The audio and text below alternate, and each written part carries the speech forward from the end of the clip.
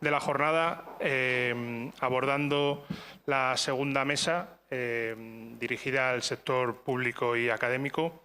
En primer lugar, reiterar el agradecimiento a la Universidad de Salamanca y a Caja Rural y personificarlo en Pilar Talavera y en Juan Carlos y en Vicente de Caja Rural por su colaboración, haciendo mucho más fácil la organización de estas jornadas. Voy a pasar a presentar a los ponentes que nos van a acompañar en esta segunda mesa. Por parte de la Universidad de Salamanca, don José Luis Domínguez Álvarez, bienvenido. Don José Luis es investigador del área de Derecho Administrativo de la Universidad de Salamanca, especializado en la transformación digital en la administración pública. Cuenta con más de 40 publicaciones en revistas de derecho español e internacional, así como otras tantas contribuciones en obras colectivas. Y cuenta con 8 monografías, 5 individuales y 3 en coautoría. Destaca el interés del investigador en la investigación por la promoción de eventos científicos, tanto a nivel nacional como internacional, y en la gestión I+D+I. Recientemente, el año pasado, don José Luis recibió de la Real Academia de Doctores de España el Premio de Ciencias Jurídicas 2023 por su extraordinaria labor en el campo de la protección de datos de carácter personal. El segundo ponente que consta en el programa, el teniente coronel don Pablo López, va a causar baja porque ha tenido un problema de salud y no ha podido acompañarnos a última hora, por lo tanto no podremos contar con su presencia, por lo tanto le excusamos. Pasamos al tercer ponente, es el teniente coronel don Juan Antonio Rodríguez Álvarez de Sotomayor. Bienvenido, mi teniente coronel.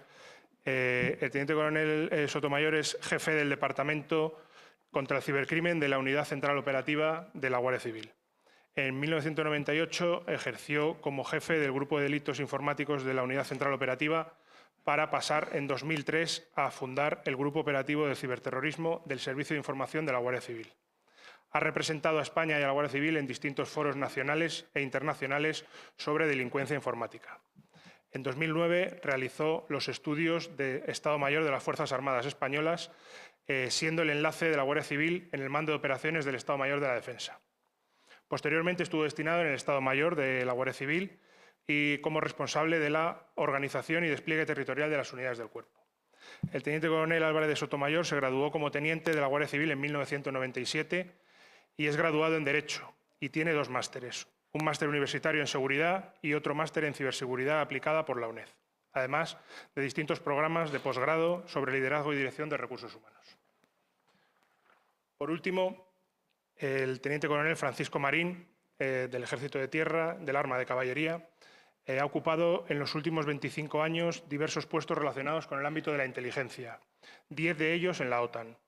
Actualmente es jefe de la sección de inteligencia del Mando Conjunto de Ciberdefensa. Es autor de diversos artículos sobre desinformación en el ciberespacio y del libro Engaños de guerra acerca de las operaciones de decepción en la historia. Bienvenido, mi teniente coronel. Sin más, voy a dar paso al primer ponente para que inicie su intervención. Como uno de los ponentes ha causado baja y no va a intervenir, pues ampliamos un poquito la intervención a unos 15 minutos. Yo le iré diciendo un poquito cuando le queden 3 o 4 minutos. Adelante.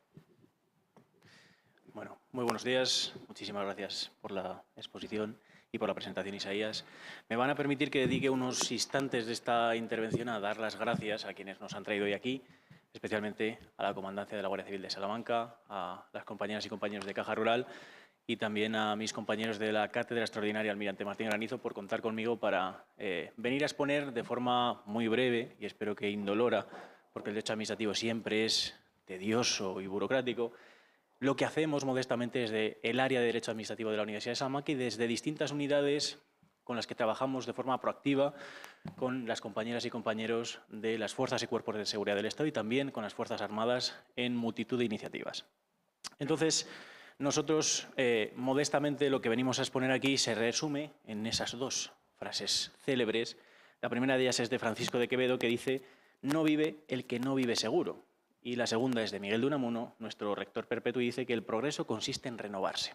Básicamente es la esencia de lo que yo vengo a contar aquí esta mañana, porque es lo que intentamos hacer desde las diferentes unidades que hemos impulsado en la Universidad de Salamanca. Desde hace algún tiempo somos una de las principales instituciones de enseñanza superior que aboga abiertamente por formar en seguridad. Lo hacemos, además, de manera convencida y de manera concienzuda desde la Cátedra Extraordinaria Almirante Martín Granizo, que está a puntito de cumplir un importante aniversario. Fuimos la primera cátedra de altos estudios militares en una universidad pública y lo hacemos siempre de la mano de las compañeras y compañeros de las Fuerzas Armadas, aquí muy bien representados por Emilio. Y también lo hacemos desde CISE, el Centro de Ciencias de la Seguridad de nuestra Universidad de Salamanca, y lo hacemos desde la Oficina del Delegado de Protección de Datos, trabajando en ciberseguridad, en actividades como esta y otras muchas cuestiones para intentar concienciar a la comunidad universitaria, para que sean actores y puntas de lanza decisivas a la hora de contribuir a esa ciberdefensa y a esa ciberresiliencia para conseguir no solo el bienestar, la defensa de los derechos y libertades fundamentales de la ciudadanía, sino también la defensa y protección de los intereses de nuestro Estado. Y es lo que hacemos de forma humilde. ¿Y cómo lo hemos hecho? Pues intentando ser partícipes y también protagonistas del cambio de paradigma que ha experimentado la ciberseguridad. La ciberseguridad es esencial para el despliegue de un entorno digital seguro, para el despliegue de esa economía digital, para convertir a nuestro país en una referencia, como lo es a día de hoy, en materia de transformación digital humanista, que es lo que persiguen la mayor parte de los documentos programáticos de las diferentes instituciones españolas. Pero también somos actores y hemos sido tremendamente modernos, avanzados y avezados a la hora de transfigurar lo que es la ciberseguridad. La ciberseguridad en el Estado español ya no solo es un requerimiento para el despliegue de esa economía digital y para la defensa de los intereses de nuestro Estado. Es, a día de hoy, una nueva garantía jurídica, es un instituto jurídico. Desde el año 2018, con la irrupción de la Ley Orgánica 3/2018, de 5 de diciembre, de protección de datos personales y garantía de los derechos digitales, aparece un articulillo en su título 10º que reconoce nuevos derechos digitales. El artículo 82 habla del derecho a la ciberseguridad que todas y todos los ciudadanos españoles tienen como garantía para beneficiarse y aprovechar las externalidades positivas de la transformación digital. Esto no solo lo dice el artículo 82 de la Ley Orgánica 3/2018, que incorpora las grandes novedades que aporta el Reglamento General de Protección de Datos en el año 2016. También lo dice la Carta de Derechos Digitales, un documentillo que aprobamos de forma pionera en nuestro país y en el continente europeo en el año 2021, que reconoce nuevas garantías jurídicas para velar por la protección y la integridad de los derechos y libertades fundamentales de la ciudadanía también en el espacio virtual, en el espacio digital. Por consiguiente, de eso es de lo que vamos a hablar, de cómo se ha transfigurado la ciberseguridad en un derecho, en un instituto jurídico y, sobre todo, qué se puede hacer desde las universidades públicas, qué se puede hacer desde los centros de estudio en estrecha colaboración con los actores protagonistas de la ciberseguridad y de la ciberdefensa que están aquí. Y creo que somos, modestamente, un ejemplo de intentar crear una red de expertos, expertas de distintos centros de conocimiento en materia de defensa y en materia de ciberseguridad. Por consiguiente, nosotros de forma incansable lo que intentamos es revertir, mitigar y, sobre todo, a través de la formación en competencias digitales, garantizar pues, el aprovechamiento de esta transformación digital que nos envuelve y que imprime carácter y contenido a todas las esferas sociales y económicas. Y como juristas nos dedicamos a analizar los fenómenos tecnológicos, pero también a intentar embridar esos fenómenos tecnológicos. Y lo hacemos a través del diseño de nuevas herramientas jurídicas. ¿Para qué? Para garantizar que el despliegue de esa inteligencia artificial, de ese Big Data, de ese Internet de las Cosas, de ese blockchain, de esa computación cuántica, sean respetuosos para el conjunto de la ciudadanía y sean armas poderosas para mejorar la posición de nuestro país en términos de economía digital. Y es a lo que nos dedicamos, rediseñar el esquema normativo e intentar analizar los envites, los desafíos, las incógnitas, los retos que plantea esta transformación digital. ¿Por qué? Porque la prioridad del Estado español, y lo dicen multitud de documentos programáticos, no es otra que la de construir un entorno digital centrado en el ser humano, que sea seguro y abierto, acorde al marco jurídico aplicable y respetuoso con los derechos y libertades fundamentales de la ciudadanía. Esto no solo lo dicen los documentos españoles, no solo lo dice el Plan de Recuperación, Transformación y Resiliencia España Puede, no solo lo dice la Agenda España Digital 2026 y no lo dicen los documentos de transformación digital de las administraciones públicas también con ese mismo horizonte temporal. Lo dice también la Unión Europea en infinidad de documentos programáticos. Y el primero de ellos, y el más importante, es la brújula digital que marca la hoja de ruta que tienen que seguir las instituciones europeas y los Estados miembros de aquí al año 2030. ¿Para qué? Para garantizar el pleno respeto de los derechos fundamentales de la ciudadanía y, sobre todo, para establecer un conjunto de principios que marquen la senda que tienen que seguir los Estados, pero también las grandes corporaciones tecnológicas. Entre esos principios esenciales que deben vehicular la transformación digital humanista están los que tienen en la pantalla: acceso universal a los servicios de Internet, creación de un entorno en línea seguro y fiable, impulso de la educación y el fomento de las competencias digitales y diseño de principios éticos para algoritmos, algo en lo que también estamos trabajando con el Centro Criptológico Nacional y el CNI para certificar de forma ética y jurídica la viabilidad de los sistemas algorítmicos. Y de forma muy rápida vamos a hacer alusión a esas referencias que incorporan estos documentos programáticos en lo que aquí nos atañe, a potenciar la educación digital, potenciar la educación y la adquisición de competencias digitales en toda la ciudadanía y, sobre todo, intentar mejorar la actuación diligente de nuestras administraciones públicas. Y el documento al que vamos a referirnos en primer lugar es a la Agenda España Digital 2026, que tiene mucho que ver con la formación de nuevos profesionales, que tiene mucho que ver con el sentido y la finalidad última de esta iniciativa formativa tan bien pensada y tan bien impulsada. ¿Qué es lo que dice esta Agenda España Digital 2026? Pues incorpora un sinfín de inversiones tangibles en las cuestiones que aparecen y figuran en la pantalla. En primer lugar, se pretende llevar a cabo un plan de conectividad digital, se pretende desplegar un plan de 5G, se está trabajando en una estrategia nacional de inteligencia artificial y se está trabajando en un plan de competencias digitales en las que participan las fuerzas y cuerpos de seguridad del Estado y también participan el Centro Criptológico Nacional y el Instituto Nacional de Ciberseguridad, INCIBE. ¿Por qué? Porque tenemos un ambicioso objetivo, y es que antes de 2025 tenemos que tener más de nuevos 26.000 o 25.000 profesionales en materia de ciberseguridad. No los tenemos y los tenemos que formar de forma urgente con las mayores dosis de calidad formativa para conseguir que sean actores decisivos a la hora de conseguir esa ciberrespuesta, esa ciberresiliencia y esa ciberseguridad de todo nuestro Estado. Además, estamos desarrollando, gracias a los fondos Next Generation, un plan de digitalización de las administraciones públicas y un plan de digitalización de las pymes. Seguro que han escuchado hablar de el kit Empresa Digital, pues son subvenciones tangibles destinadas a las empresas para esa digitalización. Esta Agenda España Digital 2026 contiene un sinfín de millones de euros de inversiones, pero también contiene 50 medidas y 10 ejes estratégicos. Entre esos ejes nos interesan los que están sombreados en la pantalla: competencias digitales, ciberseguridad. Necesitamos expertos no solo en materia de inteligencia artificial y en protección de datos, necesitamos 25.000 nuevos expertos en materia de ciberseguridad y necesitamos formarlos, necesitamos trazar sinergias estables en el tiempo entre los actores que estáis en el terreno protegiéndonos y haciendo una labor velada, callada, pero tremendamente importante para que podamos aprovechar las externalidades positivas que tiene la transición digital, y necesitamos que las universidades públicas se mojen y que planteen titulaciones, ofertas formativas que sean útiles, que permitan no solo formar profesionales, que también, sino ciudadanas y ciudadanos comprometidos, que tengan interiorizado el valor de la seguridad como un principio esencial. Sin seguridad no hay libertad y sin seguridad no existen el resto de derechos y libertades. Y no existen, por supuesto, las mismas potencialidades económicas para el Estado. Por consiguiente, tenemos desde las universidades públicas la obligatoriedad y tenemos que asumir la responsabilidad de ser actores decisivos a la hora de formar profesionales en materia de ciberseguridad, pero también promover, que es algo que hacemos desde aquí, desde esta casa y especialmente desde esta sala, que es una de las que utilizamos habitualmente desde la Cátedra Extraordinaria Almirante Martín Granizo, para promover algo que llevamos en el ADN: la cultura de la defensa, la cultura de la ciberseguridad. Es algo que hacemos de manera convencida y basta con echar un vistazo al sinfín de colaboraciones. Por aquí están Pedro, está Emilio también, y son personas que no solo apoyan, sino que son parte indispensable de la Cátedra Martín Granizo. Nosotros no damos ningún paso sin contar con ellos porque entendemos que esta alianza estable en el tiempo es la que tiene que marcar la consecución de estos objetivos que marca actualmente el Gobierno de España.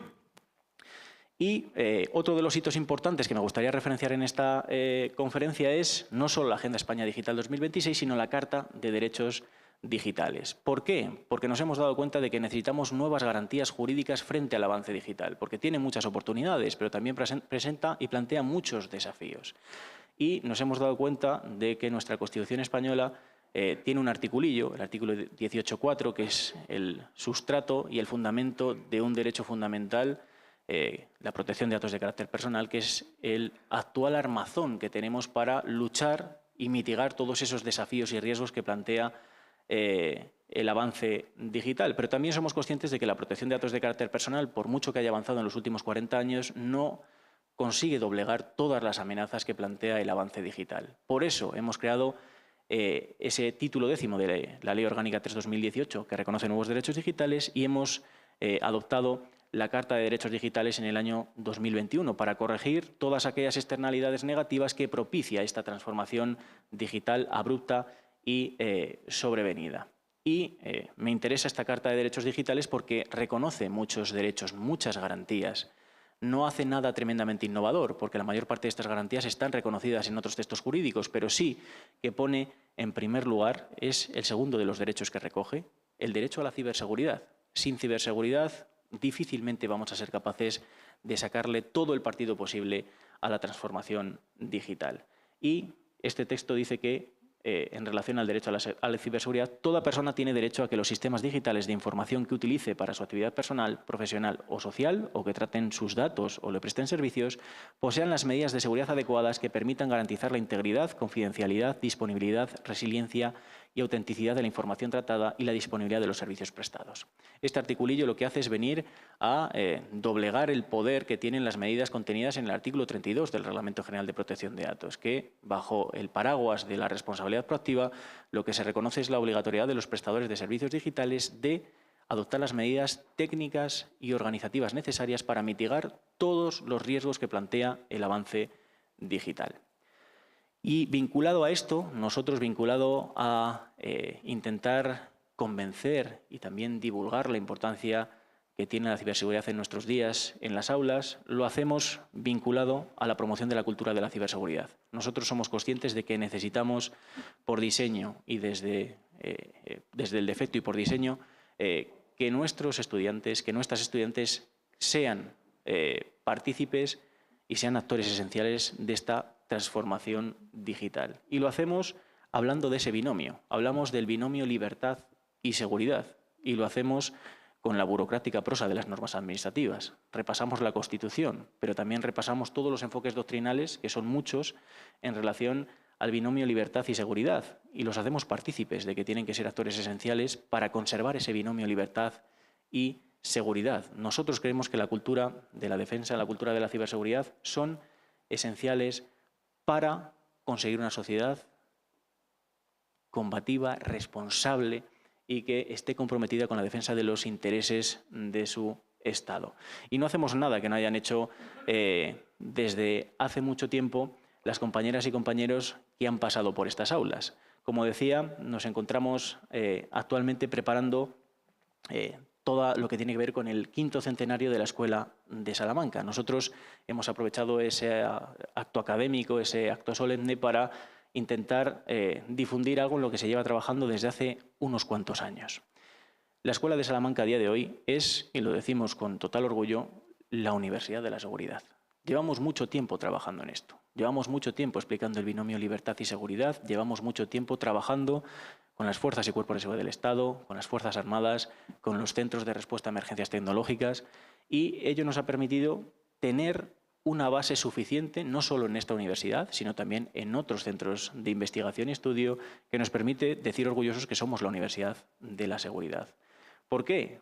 Porque tenemos la Cátedra Extraordinaria Almirante Martín Granizo, que desde los años 80 se dedica a promover la cultura de la defensa con multitud de actividades e iniciativas que cada año tienen más éxito, y aquí hay personas que pueden atestiguar que cada año se nos quedan más pequeñitas las salas, lo cual es un motivo de alegría. ¿Y qué hace esta Cátedra Extraordinaria Almirante Martín Granizo? Pues básicamente lo que se pretende es fomentar de forma ordenada la cultura de la defensa, de la mano de los mejores profesionales, desde los que estáis en el terreno a quienes están en las universidades analizando cuestiones tan dispersas, variopintas, como las que tienen en la pantalla y veremos después. Hemos hablado de ciberseguridad, hemos hablado de contratación pública estratégica, hemos hablado de amenazas híbridas y de un sinfín de cuestiones que han permitido crear, sustentar debates y, sobre todo, lo que más nos preocupa, visibilizar y poner en valor la labor callada que realizan las fuerzas y cuerpos de seguridad del Estado y las Fuerzas Armadas cada día para que el estatus de calidad de vida que tiene la ciudadanía europea sea una realidad tangible. También, básicamente, hacemos esta actuación a través de el Centro de Ciencias de la Seguridad, que es una unidad especializada en la formación en el ámbito de la seguridad, y las cifras son apabullantes, las tienen en la pantalla. Más de 25 años trabajando por fomentar la formación de calidad en materia de ciberseguridad y seguridad en su sentido amplio, más de 7.000 alumnos y más de 80 profesores. Y también hemos desarrollado nuevas iniciativas académicas tangibles. No solo apostamos por la formación específica de la Universidad de Salamanca en materia de seguridad y ciberseguridad, sino que lo hacemos en nuestros planes de estudios oficiales. Y lo hemos hecho con el grado en estudios policiales de la Escuela Nacional de Policía, pero lo hemos hecho también con un grado pionero en materia de seguridad que surge de la estrecha colaboración que tenemos especialmente con Guardia Civil, sobre todo, que tienen un protagonismo esencial en esa titulación del grado en seguridad. Sé lo que hablo, tengo que ir 2 días a la semana a Ávila, y es una titulación que tiene un prometedor futuro. Tenemos un sinfín de peticiones y además es un grado que está pensado para ser diferente, porque está pensado para dar una visión holística de la seguridad en su conjunto y donde el componente tecnológico y la ciberseguridad son una realidad imprescindible. Y también lo hacemos en nuestros estudios de doctorado. Tenemos un programa de doctorado, Estado de Derecho y Gobernanza Global, que tiene una línea específica en materia de geopolítica y globalización de conflictos, en los que participan no solo como estudiantes de doctorado, estudiantes que pertenecen a las fuerzas y cuerpos de seguridad, sino también a las Fuerzas Armadas, sino que en algunos casos pues, hacen una tutorización velada de esas tesis y trabajos de investigación. Entonces, a esto es a lo que nos dedicamos humildemente desde esta casa. Creemos que es importantísimo redoblar el esfuerzo con los derechos digitales, potenciar aún más el conocimiento de la nueva vertiente de la ciberseguridad y, sobre todo, visibilizar y trabajar de forma incansable, estrecha, con nuestras fuerzas y cuerpos de seguridad del Estado, con nuestras Fuerzas Armadas, porque es la única forma de tejer alianzas estables y convertir a esta universidad en la Universidad de la Seguridad. Nos lo creemos, no ha sido una tarea sencilla, pero estamos tremendamente orgullosos de ello y seguiremos trabajando y batallando de forma incansable por seguir estrechando esos lazos y por seguir participando en actividades e iniciativas como esta. Muchísimas gracias por su atención.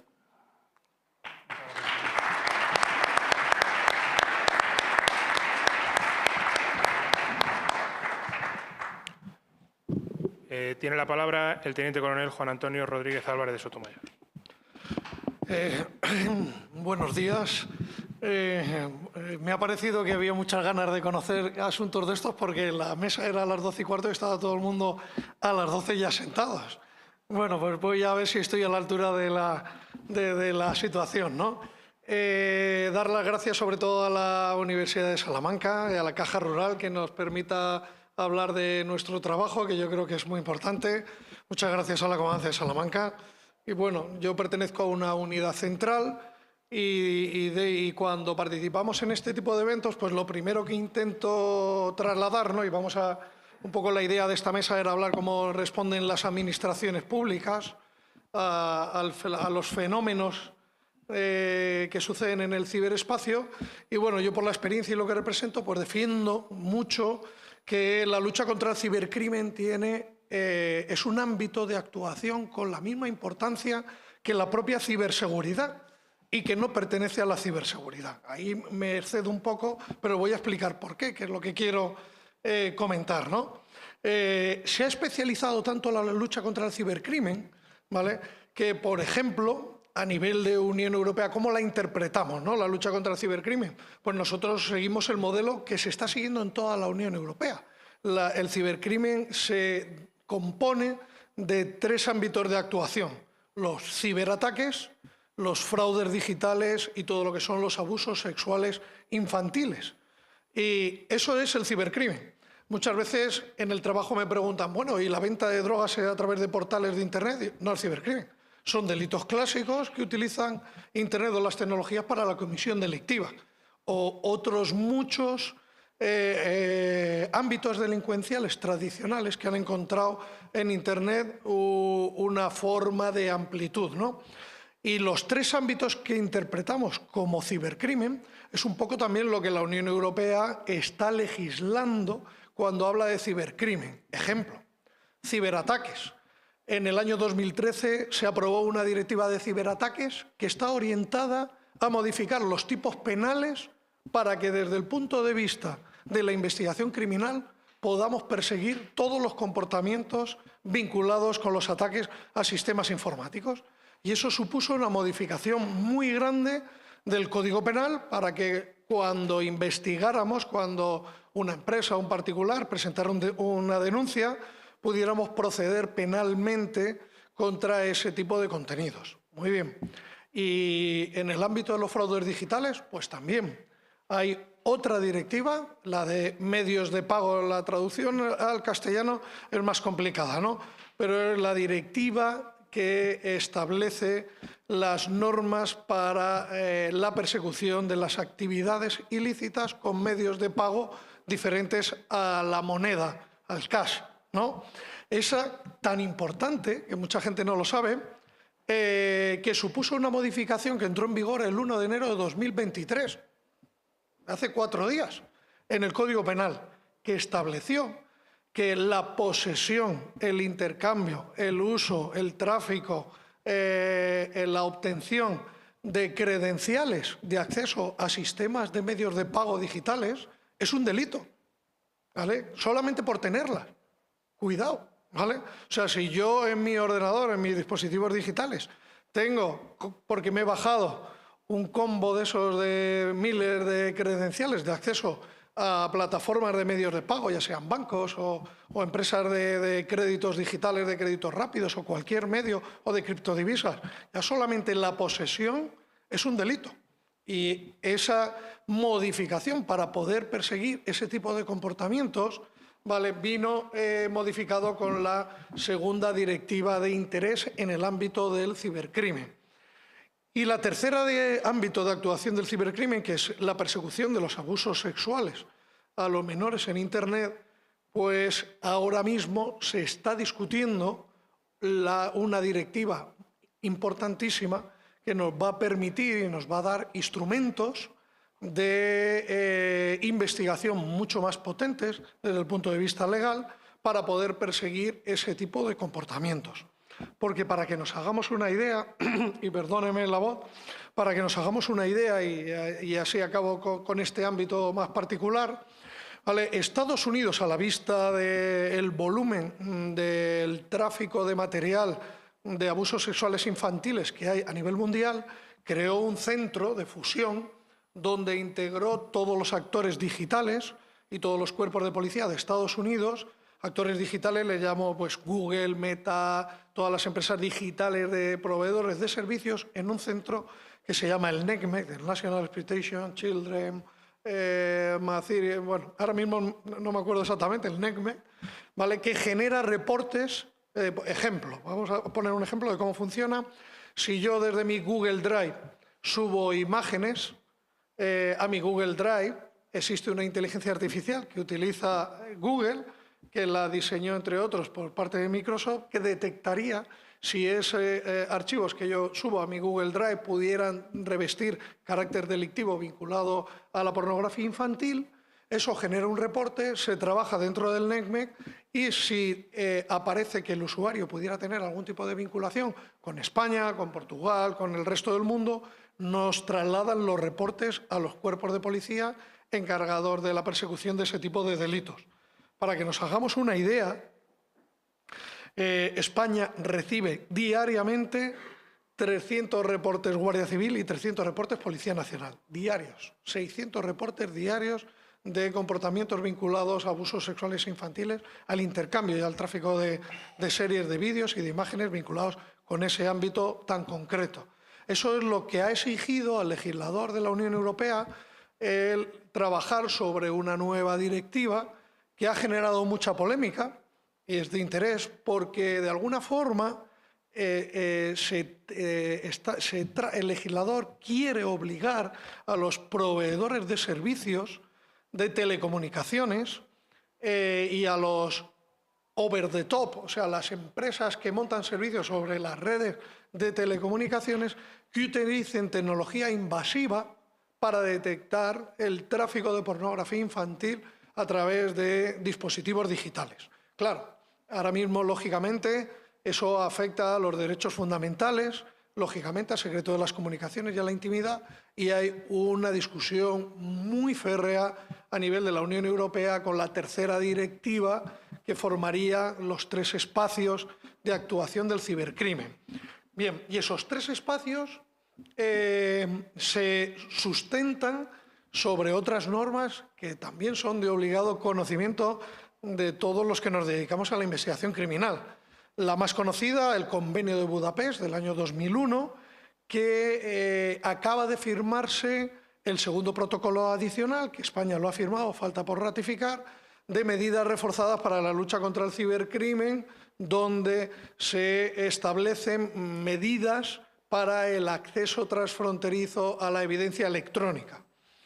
Y en paralelo a este segundo protocolo adicional, que fue aprobado en el año 2022, si no me equivoco, en el año 2022 también la Unión Europea ha aprobado una norma que va a revolucionar y va a proteger al ciudadano de la Unión, porque eso es lo que busca, es uno de los principios fundamentales en la elaboración de normas, un reglamento y una directiva de acceso transfronterizo a la evidencia electrónica en el ámbito penal, que se tiene que transponer a la legislación española, esa es la pega, me parece que en el año 2026.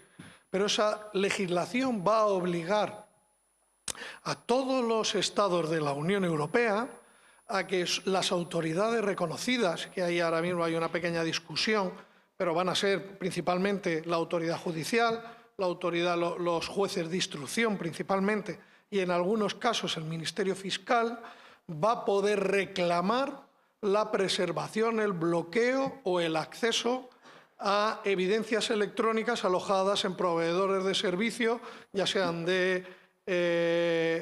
principalmente de telecomunicaciones, que estén en otro estado.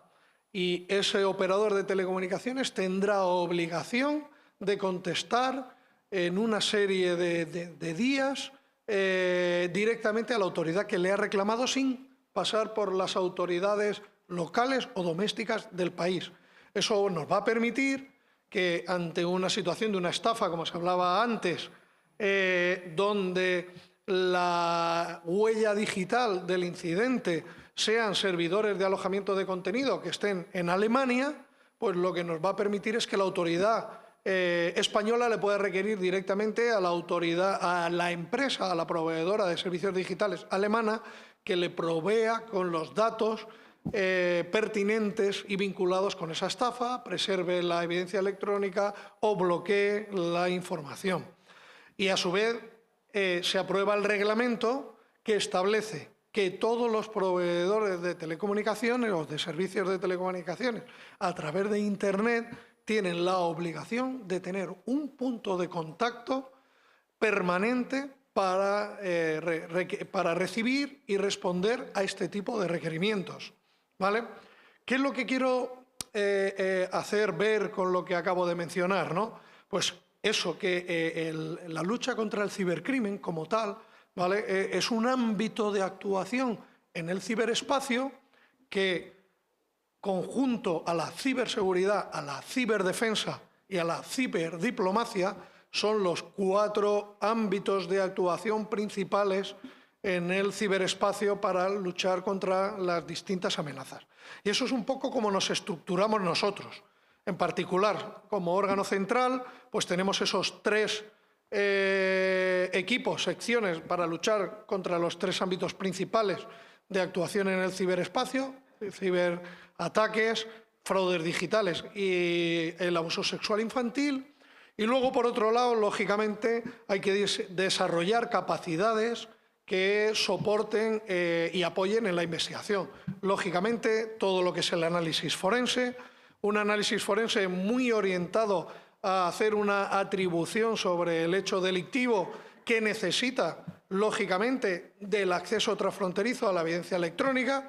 Por lo tanto, tenemos gente que especializamos y formamos al personal, por ejemplo, también Guardia Civil tiene un curso experto universitario en el Centro Universitario de la Guardia Civil, donde damos un curso para oficiales, suboficiales y cabos y guardias de la Guardia Civil, que dura 3 meses. Un mes, un módulo de los que consiste el curso está orientado a la investigación, y uno de los ámbitos que intentamos formar al personal es a formarle a cómo realizar esas peticiones de acceso transfronterizo a la evidencia electrónica, porque en el fondo, ¿vale?, para que nos hagamos una idea, y existen ya documentación que establece que el 85% de las investigaciones criminales requieren ya el acceso a la evidencia electrónica, de las cuales el 55% de las investigaciones criminales exigen el acceso transfronterizo a la evidencia electrónica. O sea, rastros digitales que están fuera de tu jurisdicción. Por eso tenemos que formar al personal, pues como he dicho, en la investigación, en el conocimiento de las normas, en el análisis forense y en el acceso transfronterizo a la evidencia electrónica. ¿Qué es lo que ya nos está diciendo todo lo que digo? Pues que al personal cada vez lo tenemos que tener muchísimo más especializado, pero más especializado en eso, en la lucha contra el cibercrimen, ¿no? Otro área que también se está revelando como principal en el ámbito de la persecución del cibercrimen es la trazabilidad de las criptodivisas, ¿vale?, que nos está exigiendo el actualizarnos en cómo identificar que las criptodivisas que se han visto envueltas en una actividad criminal, cómo podemos incorporar el rastro que dejan los movimientos de criptodivisas en la investigación criminal, lo que nos lleva también a generar esa especialización dentro de la persecución del cibercrimen, y que nos permita, en la gran mayoría de los casos, para poder atacar contra los grandes grupos de cibercrimen, ¿vale?, que ya empieza a haber documentación, por ejemplo, a nivel de Naciones Unidas, donde ya empezamos a hablar del cibercrimen organizado, ¿vale?, de forma similar a lo que sería el crimen organizado, pero con sus propias particularidades. Pues muchas veces son el uso de las criptodivisas una de las vectores de ataque, por decirlo de alguna forma, de las brechas a la seguridad de las organizaciones criminales, y es la forma que tenemos de atribuir o identificar muchas veces en la investigación criminal, ya sea por actividades de tipo ransom o ya sea por, lo estamos viendo en el día a día con las ciberestafas, ¿no? Eso por un lado. Y luego otro ámbito que para nosotros también se ha revelado como principal y se comparte en el ámbito de la ciberseguridad y sobre todo en la ciberdefensa es el desarrollar capacidades en la ciberinteligencia de la amenaza. ¿Y qué quiere decir esto un poco? Pues en resumidas cuentas lo que quiere decir es que a día de hoy, que es uno de los grandes problemas que tenemos, y por eso muchas veces las empresas, cuando se ven afectadas por un ciberdelito, acuden, presentan la denuncia y luego se sienten desamparadas, es porque el inicio de una investigación criminal a partir de lo que en el ámbito de la ciberseguridad se llama el post-mortem, o sea que ya se ha cometido el hecho delictivo y ahora tenemos que buscar las evidencias digitales que nos permitan reconstruir el hecho delictivo, pues muchas veces, y con la tecnología que hay, los malos son tan malos y tan buenos y tan avanzados que saben que las evidencias que están dejando en ese sistema informático atacado pues son nulas o nos van a llevar la gran mayoría de las veces a callejones sin salida. Pues ¿qué es lo que necesitamos? Pues lo que necesitamos es obtener inteligencia fuera de la red o fuera del ámbito de la víctima, buscar inteligencia vinculado con las organizaciones o la autoría de los ciberataques.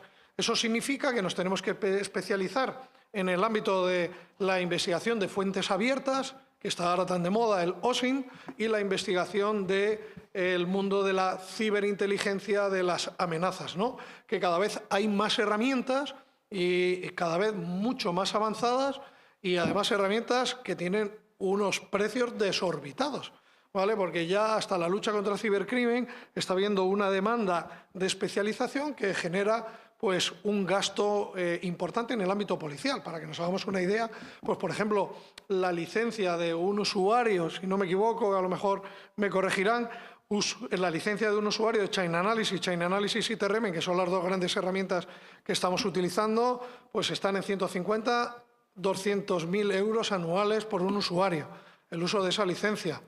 O las grandes plataformas de ciberinteligencia que nos permiten obtener datos adicionales que luego incorporamos en la investigación criminal para poder seguir con la investigación. Hay plataformas de ciberinteligencia ya que están costando más de 1 millón de euros al año el tener un solo usuario para poder acceder a esos repositorios de ciberinteligencia y poder dar respuesta a las organizaciones criminales que están cometiendo estos delitos, ¿no?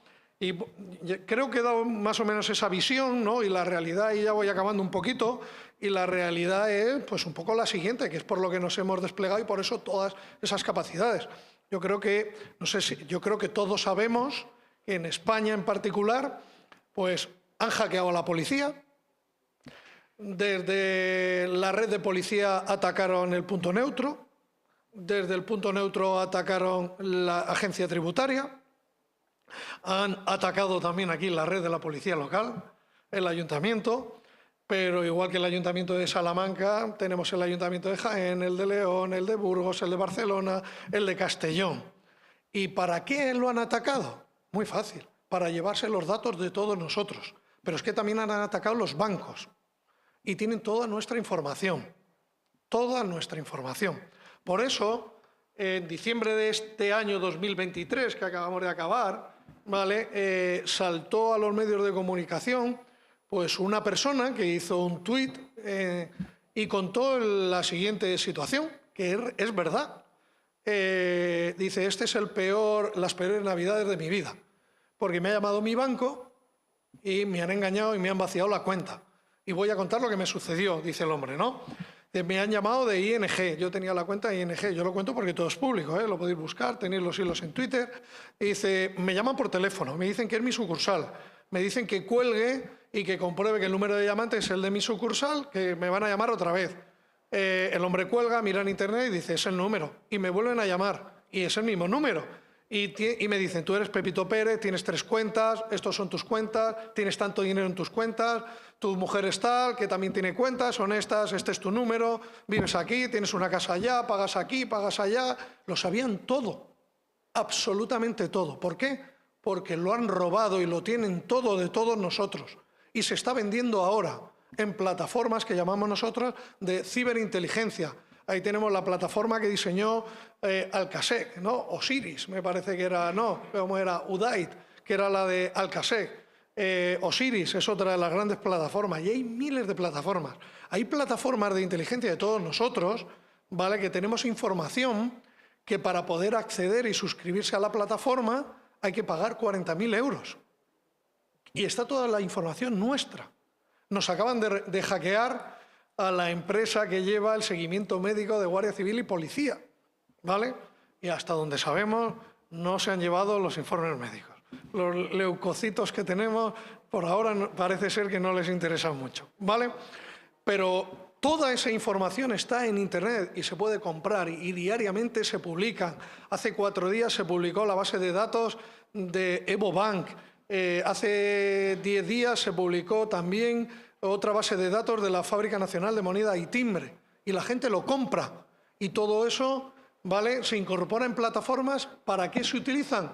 Para estafarnos, para generar actividades que nos generen a nosotros un perjuicio económico, para suplantarnos la identidad con finalidad de perjuicio económico, para que se vayan al banco con nuestra identidad y hagan un DNI, porque hackearon el DNI, hagan un DNI con nuestros datos, vayan al banco, engañen a la oficina y den de alta una cuenta, obtengan un crédito rápido y nos generen un perjuicio económico.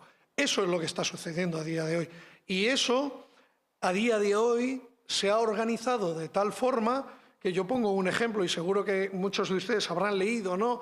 Cuando empieza todo el boom tecnológico, ¿no? Se hablaba de que hemos pasado de las estructuras organizacionales jerarquizadas, donde había muchos niveles, a las estructuras tipo Google, donde había pocos niveles y mucha especialización. Pues eso ya es lo que ha pasado en la delincuencia.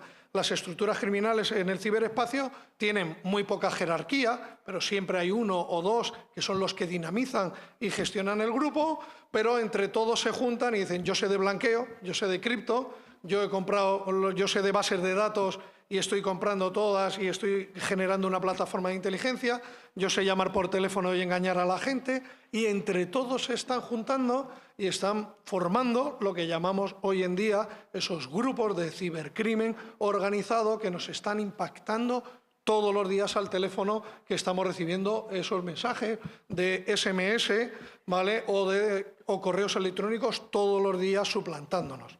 Y lo peor de todo es que pueden llegar a suplantarnos a nosotros mismos ante nuestros jefes, ¿vale? O ante otras entidades, generándonos un perjuicio también, porque es muy fácil hacerlo a día de hoy, porque existen tecnologías para, como he dicho, suplantar el número llamante en una llamada o suplantar la identidad en un correo electrónico. Pues todo eso es un poco el escenario al que nos enfrentamos, y por eso esas necesidades de generar tantas capacidades en la lucha contra el cibercrimen, y un poco reivindicando que el cibercrimen como tal y desde el punto de vista policial está alcanzando unos niveles de riesgo y de preocupación y de especialización para poder perseguir e investigar, que está siendo un ámbito propio de actuación donde tenemos que invertir mucho, las universidades en formar en esos aspectos tan específicos, nosotros en formar al personal, ¿vale? Y otros ámbitos de actuación en intercambiar, en hacer esa comunidad de inteligencia para intercambiar esa inteligencia de ciberamenazas que también nos permita responder a esta situación, ¿no? Y bueno, yo sé que alguno ahora me dirá, pues joder, da miedo lo que dice, pero es la realidad. Y a esa nos tenemos que enfrentar. Y para poder luchar contra el cibercrimen, dirán que se puede concienciar a la ciudadanía y se podrá lanzar campañas de prevención, pero es muy difícil formar a un ciudadano que le llaman de su banco, de su teléfono, y que le habla a un señor profesional, ¿vale? Totalmente, que tiene toda esa información. Y, ¿vale? Entonces, ¿cómo lo respondemos? Pues lo tenemos que responder creando estructuras de respuesta y de persecución. Los malos tienen que sentir el aliento en el cogote de las fuerzas y cuerpos de seguridad, porque a día de hoy, muchas veces cuando hablamos de estos temas, y con esto ya acabo, cuando hablo con jueces, fiscales y con los expertos, les digo: el derecho penal, por su propia naturaleza, siempre va por detrás del delito, porque esa es la naturaleza del derecho penal, ¿vale? Que es recoger y penalizar esos comportamientos delictivos. Pero en el ámbito del cibercrimen, a día de hoy se están cometiendo delitos que nosotros ni sabemos cómo se están cometiendo a día de hoy en el ciberespacio. Hay delitos que todavía ni los conocemos, y cuando los conocemos nos echamos la mano a la cabeza. Pues hay delitos a día de hoy que se están cometiendo y no sabemos ni que existen, ¿vale?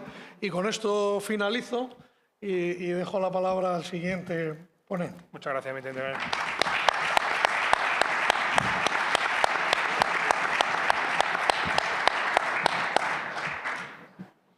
Tiene la palabra el teniente coronel Francisco Marín. Muy buenos días. Para mí es un honor estar hoy aquí representando al mando conjunto del ciberespacio, y aprovecho para agradecer a las distintas entidades organizadoras de este evento pues la oportunidad que han tenido, por el interés de lo que se está aquí tratando, y a los asistentes por estar aquí presentes. Y también, de paso, decir que es un placer estar en la ciudad de Salamanca, a la que no venía desde hace mucho tiempo. Bueno, los que me han precedido en esta mesa y la anterior, pues han expuesto de una forma, aspectos de una forma bastante clara. Pues yo vengo hoy aquí a sembrar la confusión. No porque sea yo un agente de desinformación, sino porque mi intención es hablar aquí del actual panorama de los actores de la ciberamenaza, que es una cosa bastante confusa, porque realmente hay un interés en que sea confuso por parte de ellos, como ya veremos a continuación. Y como ya se ha dicho en reiteradas ocasiones hoy, esto afecta no a los que estamos aquí en la mesa representando una serie de instituciones como la Academia, Fuerzas y Cuerpos de Seguridad del Estado, Fuerzas Armadas y hay empresas, sino a todos, incluso a nosotros como ciudadanos individuales. Bien, lo que es un actor de la ciberamenaza, pues sería todo aquel individuo u organización, grupo, que originadores de una amenaza en el ámbito ciber. ¿Y qué es una amenaza? Pues aquellas circunstancias o eventos que lo que buscan es causar una interrupción o una falta de disponibilidad de un sistema, o bien atacar lo que es la confidencialidad, integridad o disponibilidad de la información que en ella discurre o está almacenada. Para categorizar los distintos actores de la amenaza voy a seguir el criterio que utiliza el Centro Criptológico Nacional, que lamentablemente no contamos con el representante.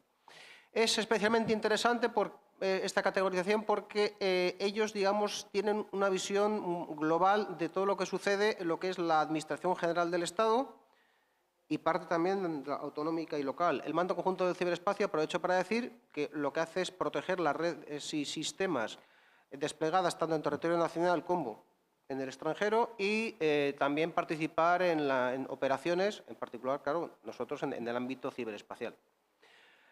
Es decir, que lo que vemos nosotros es quizás un poquito limitado, aunque realmente los que nos atacan a nosotros son los mismos que están atacando a lo mejor a alguna empresa, como ya hablaremos más adelante. Por la categorización clásica del Centro Criptológico Nacional tenemos los actores Estado, tenemos el cibercrimen y tenemos lo que es el hacktivismo. Y aquí podríamos incorporar también al sector privado, lo que se llaman ahora actores ofensivos privados, e incluso lo que antes se llamaba los insiders, la amenaza interna, que no son, por un lado, por los empleados que de una manera descuidada pues meten la patita, o bien aquellos empleados descontentos que generan un ciberataque. Bien, los tres principales actores de la amenaza, empezando por lo que es los actores Estado, son las naciones los que tienen mayores recursos, tanto en medios como en personal.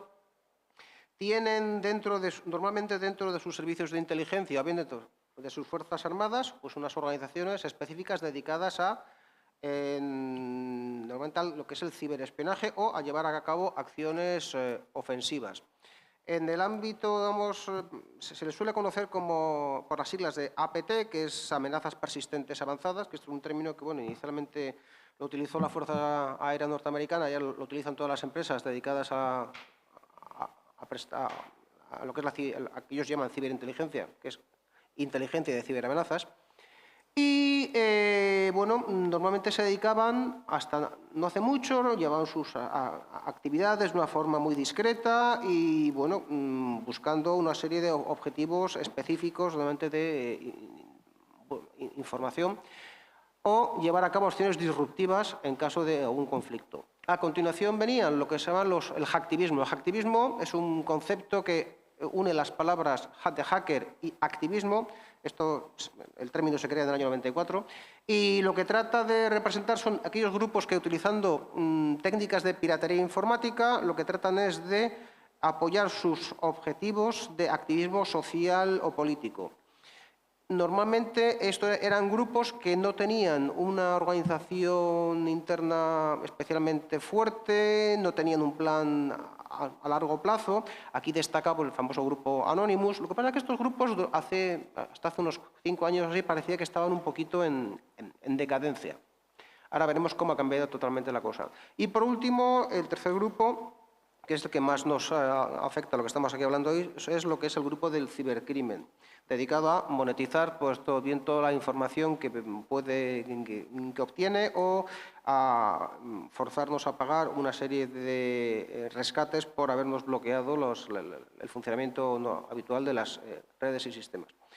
¿Qué es lo que sucede? Que esta digamos, categorización tradicional hace años que empieza ya a difuminarse. ¿Por qué? Porque los actores Estado empiezan a utilizar de pronto a organizaciones cibercriminales para sus propios intereses. Por ejemplo, en un primer nivel fue lo que ya en el año 2008, cuando el ataque de Rusia contra Georgia, el Estado no el Estado norteamericano, sino la nación del Cáucaso, pues utiliza la infraestructura de un grupo criminal que se llama el Russian Business Network y La estructura me refiero a servidores, direcciones IPs, para lanzar ataques destructivos o de denegación de servicio contra todas las instituciones georgianas. E incluso utilizó los propios servidores de este grupo criminal pues, para albergar una serie de foros en los cuales se indicaban a otros grupos los distintos objetivos a batir. Esto continuó en la guerra de Siria, pues el propio gobierno sirio empezó a utilizar a unos grupúsculos.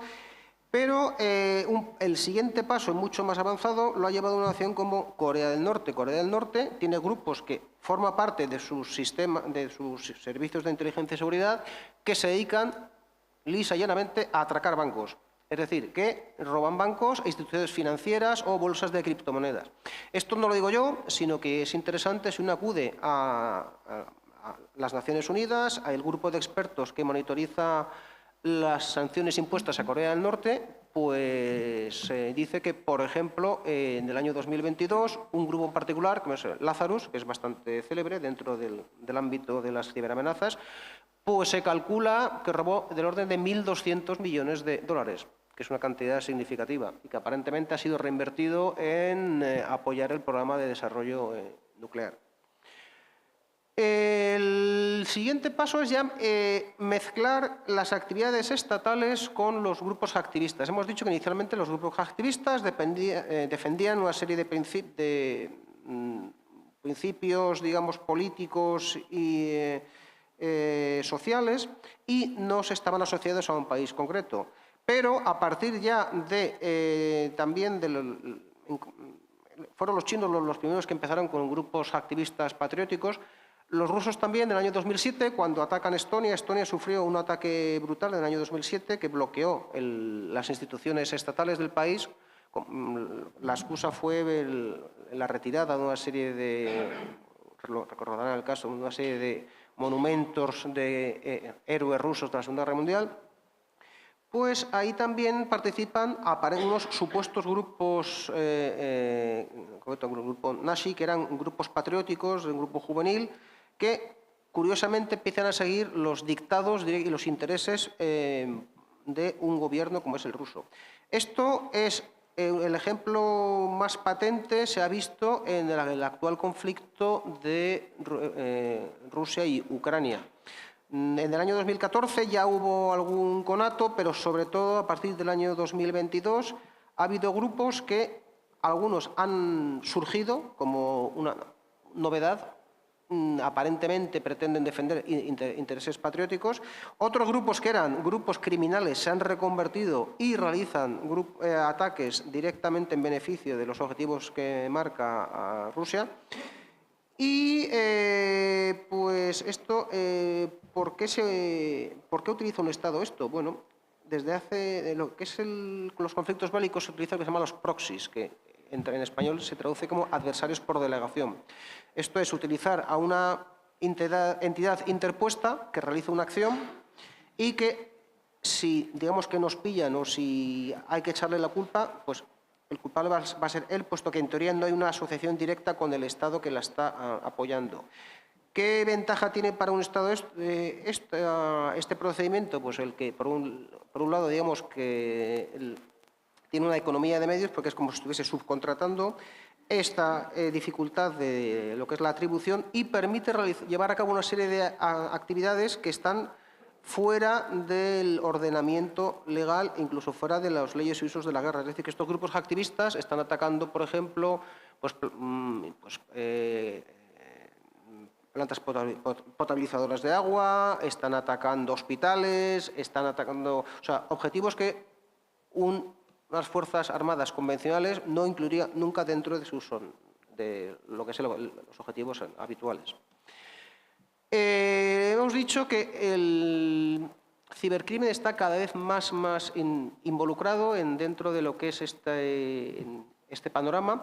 Los grupos activistas, a su vez, también no solo están atendiendo los dictámenes de las naciones que los están, digamos, subcontratando, sino que están actuando algunos de ellos como si fuesen empresas privadas y ofrecen los servicios de ataques de denegación de servicio a todo aquel que esté dispuesto a pagarles.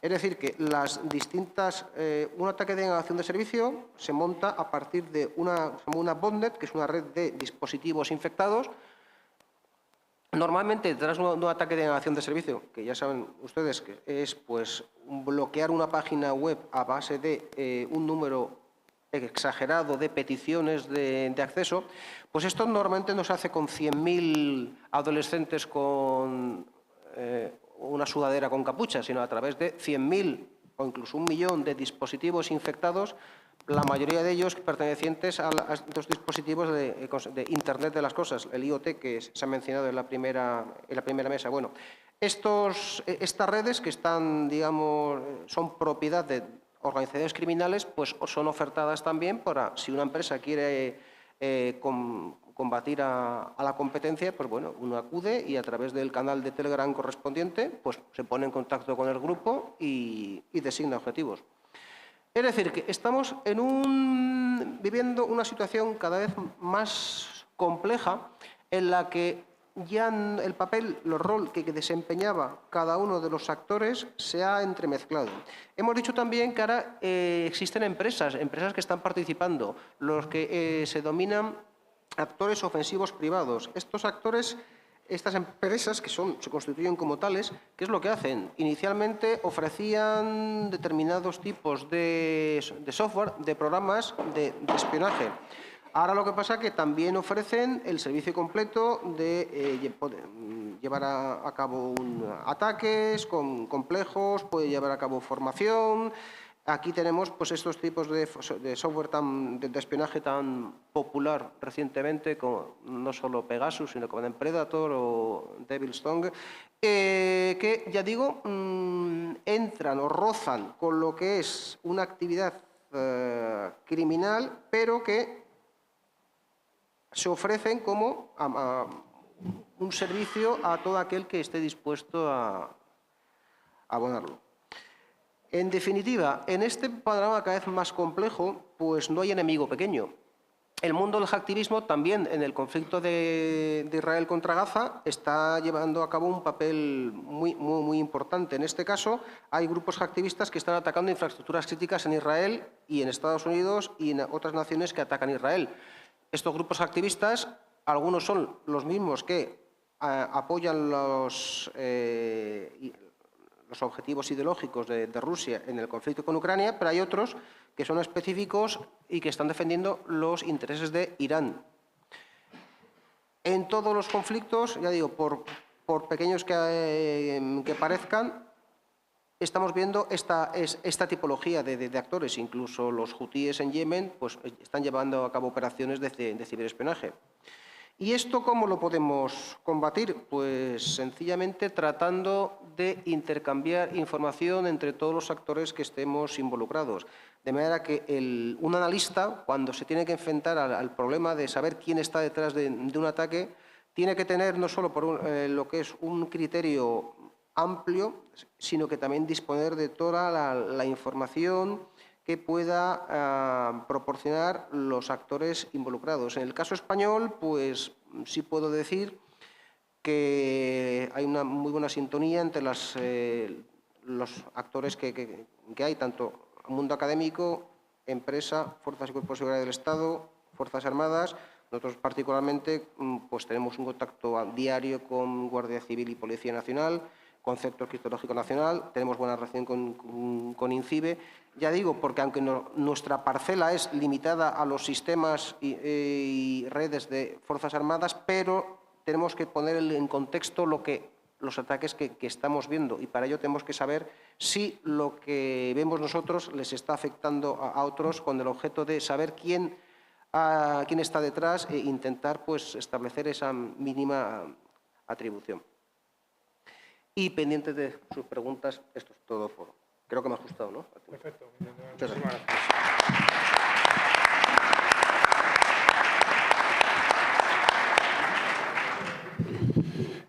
Disponemos de un tiempo para realizar alguna pregunta, si alguno está interesado en realizar alguna pregunta a algún ponente.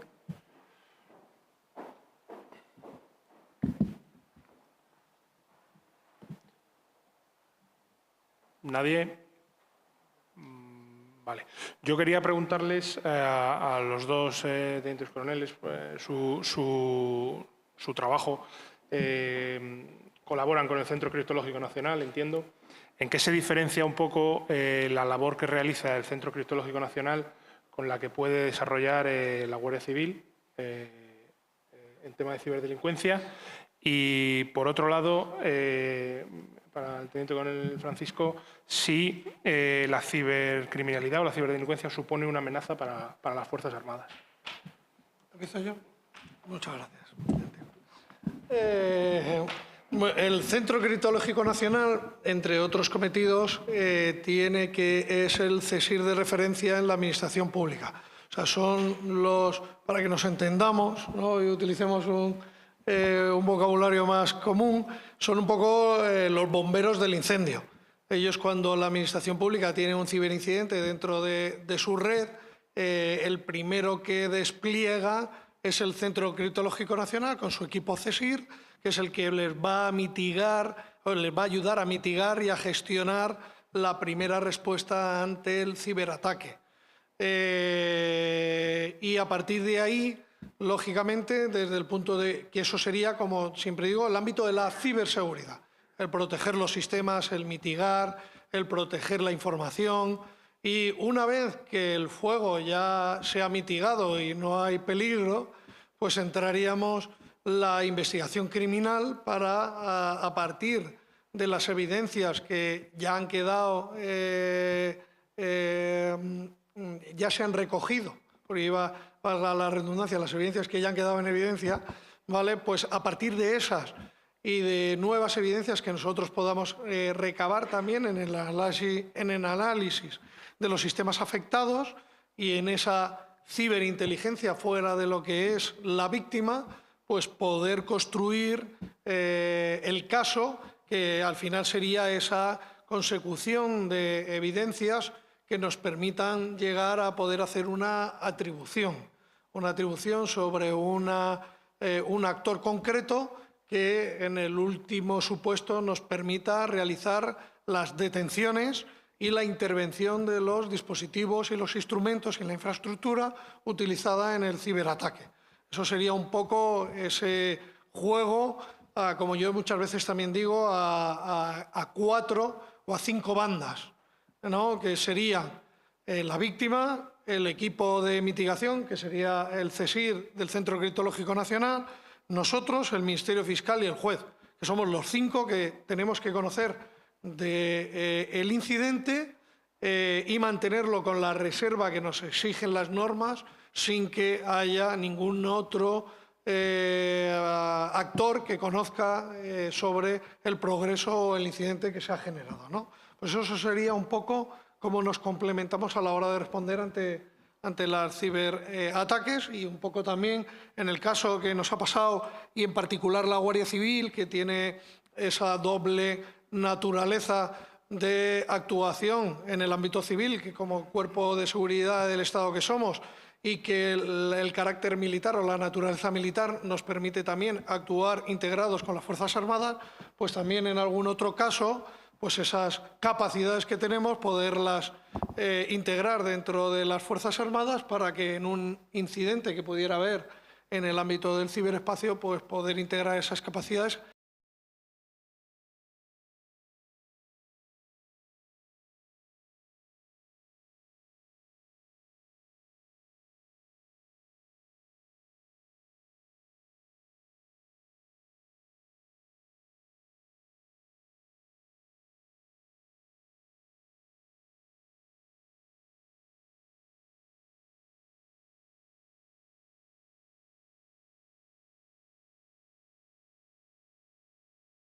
Tenemos el tema de las campañas de phishing.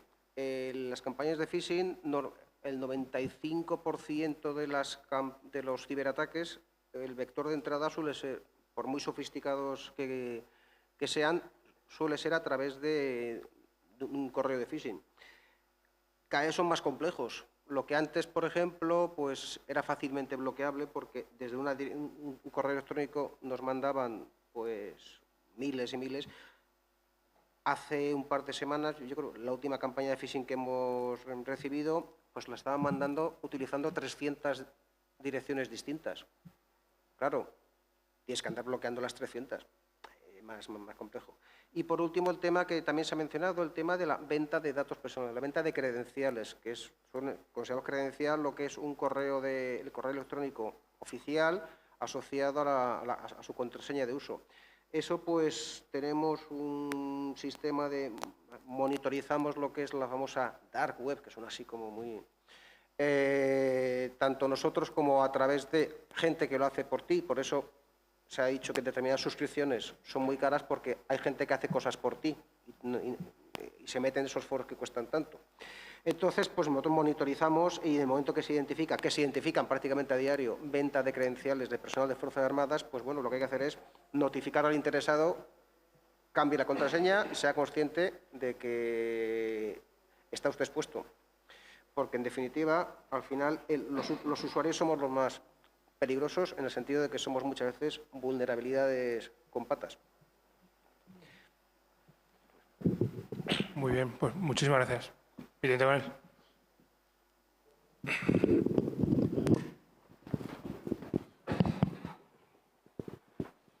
Muchas gracias por la exposición de los tres ponentes. Yo tenía dos preguntas que quisiera que me contestaran los tres.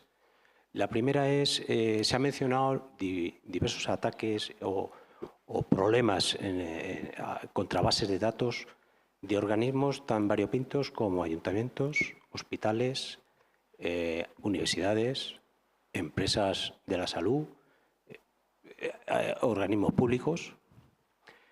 La pregunta es la siguiente, ¿cuál es el problema que se tiene respecto de esta tan variopinta diversidad de ataques, si se debe a la falta de inversión, a que la inversión cada organismo, cada entidad pública la hace por su cuenta, me refiero en materia de lucha contra la ciberseguridad, que los sistemas no son compatibles y, por tanto, acceder a uno te da acceso a otro.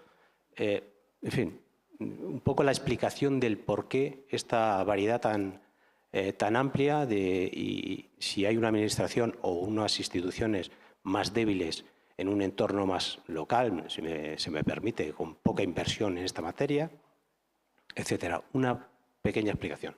Y la segunda es que han hecho un diagnóstico fantástico de cómo estamos, de salud, nefasta según la Unidad Central Operativa, pero yo quisiera mirar más adelante. ¿Qué proyectos hay en marcha para que nos den un pequeño suspiro de optimismo? Gracias.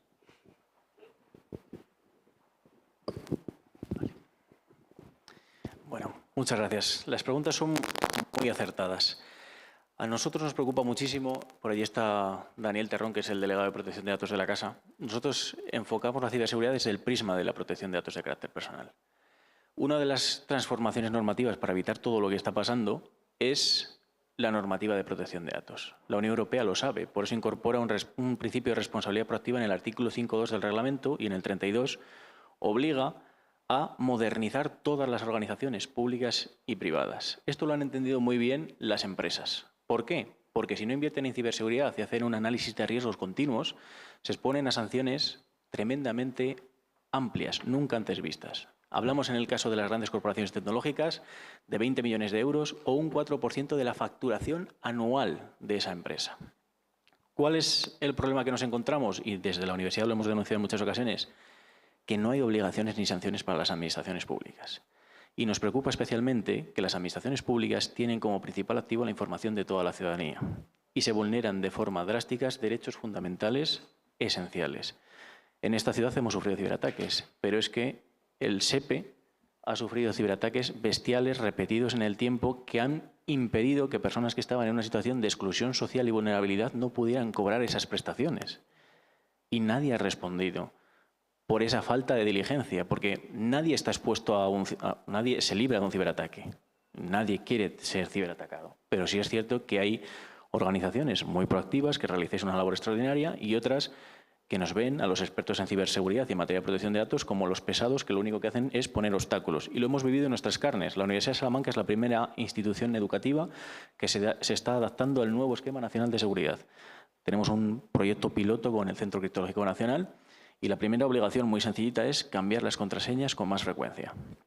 No os imagináis la maraña de quejas del PDI y del PTGAS que tenemos por obligaciones esenciales o cosas que le pedimos muy sencillas. No utilices la misma contraseña que utilizas para el supermercado para tu cuenta institucional, porque luego tenemos problemillas como el que hemos sufrido hace un par de meses, que se utilizan cuentas de la Universidad de Salamanca para suplantar a la antigua directora general de la Guardia Civil para expandir una estafa en nombre de la institución. Entonces, eso en relación a la primera. La normativa de protección de datos pretende transformar, pero falta inversión y falta concienciación. Si las personas que están en las organizaciones, especialmente a mí me preocupan las públicas, porque soy de Derecho Administrativo, escucharan lo que han dicho los compañeros, se convencerían de que no es un obstáculo, sino que es un valor añadido. Y también hay que ser conscientes de que la ciberseguridad y la privacidad no son gratis. Hay que invertir. Y hay que tener resortes como los que tenemos, porque si no tenemos un resorte, estas cosas que han contado no son fantasías, no son películas de... Esto es real. Yo lo viví en la Agencia Española de Protección de Datos con compañeros del CIFAS, la cantidad ingente de ciberataques que llegan y de nuevas tecnologías que no están pensadas para esa digitalización humanista, sino para todo lo contrario, todo lo que han comentado los compañeros.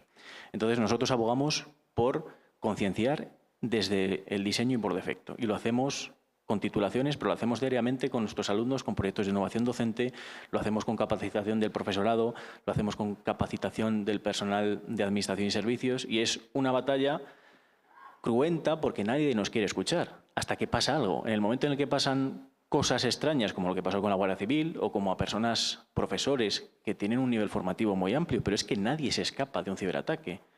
Le ven secuestradas sus credenciales, pues es cuando empiezas a darte cuenta de que lo que hablamos aquí es una realidad tangible y que hay que concienciar y, sobre todo, invertir y tratar mejor a quienes trabajan de forma incansable por nosotros de forma velada. Que no se ve no quiere decir que no estén.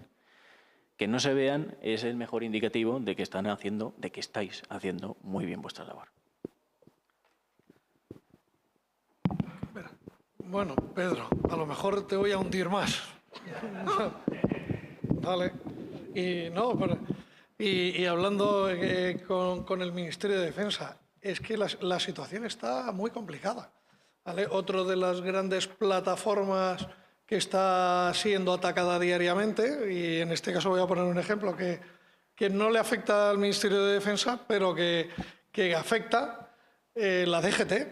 Es que en Telegram están vendiendo carnet de conducir a la carta, pero es que estamos viendo cómo dan de alta de forma fraudulenta carnés de conducir del Ministerio de Defensa que luego les permite su convalidación en el ámbito civil, ¿vale? Cuando no tienen nada que ver con el Ministerio de Defensa, pero acceden a la plataforma de la DGT y hacen manipulaciones.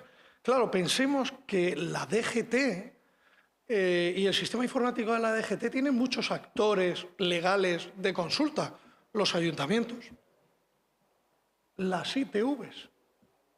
Las ITVs para los malos es una de las grandes entradas en las redes y en la obtención de información, porque la propia ITV, cuando nos pasa el chequeo del vehículo, la inspección, luego lanza la información hacia la DGT, pues otra puerta de entrada más, que es información y la gente paga, ¿vale? O no pagaría mucha gente porque le den el certificado de la ITV sin pasar por la ITV. Pues todo eso es monetizar los servicios del cibercrimen.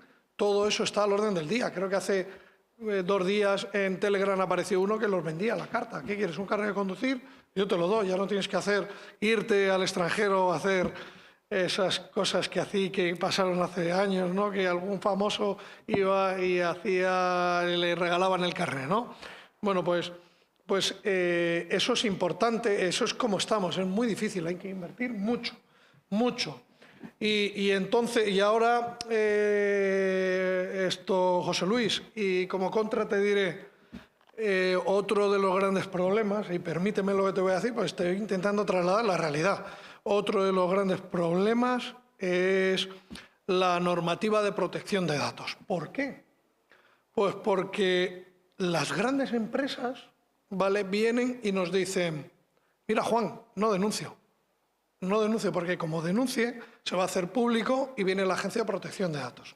Ejemplo, hace 2 semanas habrás leído que por un ataque de actores nacionales a Iberdrola, que se le llevaron toda la base de datos, Por lo tanto, si alguno de vosotros tiene contratada la electricidad con Iberdrola, ahí están sus datos.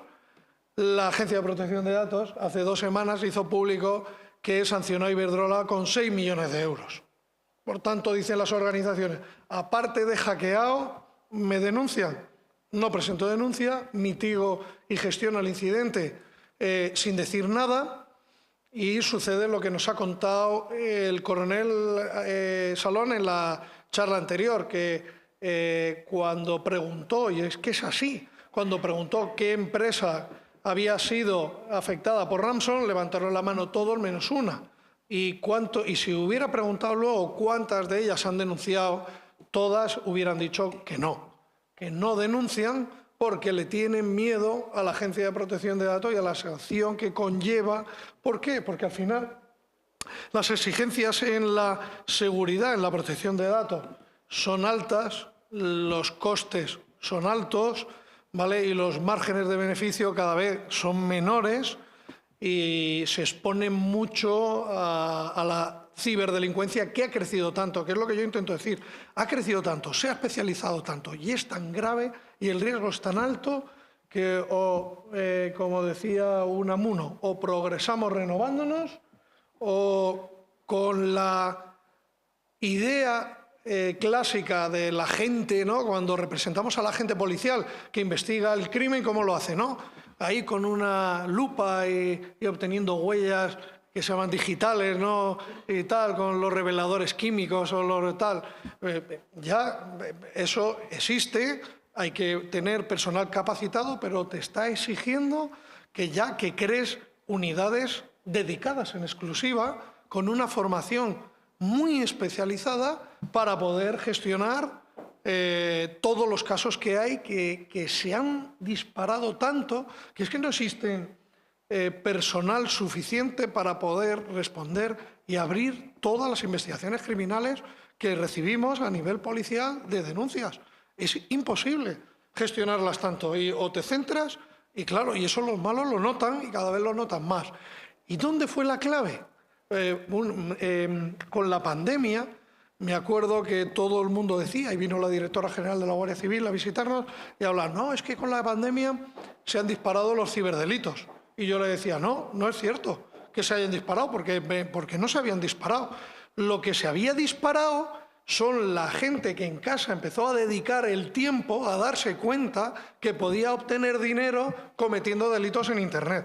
Y una vez que acaba lo que es el confinamiento y empieza la vida normal, se dispararon los actores de amenaza que están atacando a todas las infraestructuras.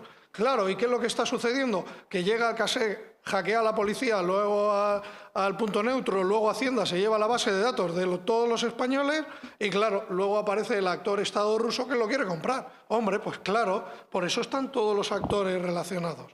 Eso es lo que está sucediendo y tenemos que trabajar todos de forma común para poder luchar con esa amenaza, pero hay que invertir mucho, muchísimo, porque si no, esto no para. Por lo tanto, lo siento, Pedro, pero... Por mi parte, rápidamente, ¿por qué más ataques? Bueno, porque es relativamente más fácil. Como ya hemos comentado, hay grupos de crimen organizado que no se dedican a cometer ellos los actos criminales, sino a ofrecer el servicio. Es decir, te proporcionan la herramienta, te lo explican, hasta te ofrecen un servicio de atención al cliente. Y tú ya, pues, procedes. Y así estamos. Puntos positivos. Vamos a mencionar algo positivo. En el tiempo que llevo yo en el mando de espacio he visto que se ha mejorado, por un lado, la capacidad de intercambio de información con los distintos actores involucrados y también, sobre todo, la capacidad de digerir toda la información que se recibe. Eso llega un momento que hay que automatizar procesos porque si no es absolutamente indigerible, por lo menos a nivel técnico. Entonces, pues bueno, por lo menos la colaboración es buena, la voluntad es buena y la situación yo creo que en los últimos años ha ido mejorando en cuanto a lo que hacemos nosotros. Los malos siguen siendo malos y cada vez más complicados, eso por supuesto. Y las herramientas cada vez más costosas. Sí, sí. Bien, pues muchísimas gracias a los tres ponentes por su capacidad de síntesis y por la calidad de sus ponencias. Disponemos ahora la pausa para la comida, para el almuerzo-comida, emplazándoles a las 3 de la tarde, 3, 3 y cuarto, para la última mesa. Gracias.